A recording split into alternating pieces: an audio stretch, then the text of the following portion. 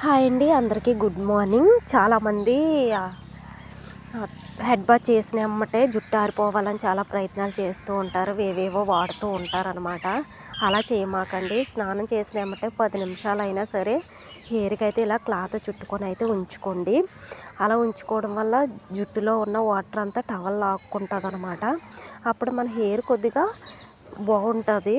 అలా అయిన తర్వాత ఒక 10 నిమిషాల తర్వాత మనం అదే టవల్తో ఒక 3 స్టెప్స్ అయితే మనము ఇలా చేసుకోవాలి. టవల్తో కోమ్ చేసుకోవాలి. ఇలా చేసుకోవడం వల్ల ఒక 50% సిక్కునైతే ఆ టవలే క్లియర్ చేసేస్తుంది అనమాట.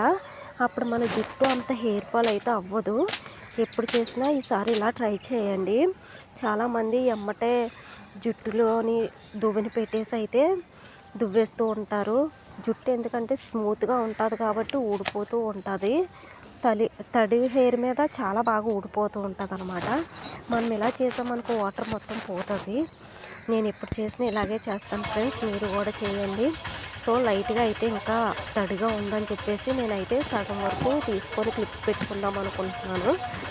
అయితే ఇలా తీసుకొని అయితే నేను క్లిప్ పెట్టుకుంటున్నాను. ఒక 10 నిమిషాలు ఆగితే ఉన్నది కూడా తడంతా ఆరిపోతుంది. ఆరిపోయిన తర్వాత మనకు నచ్చినట్టు జడ వేసుకోవచ్చు అనమాట. ఇలా చెయ్యాలి, లేదంటే మన హెయిర్ ఫాల్ అనేది చాలా ఎక్కువగా అవుతూ ఉంటుంది.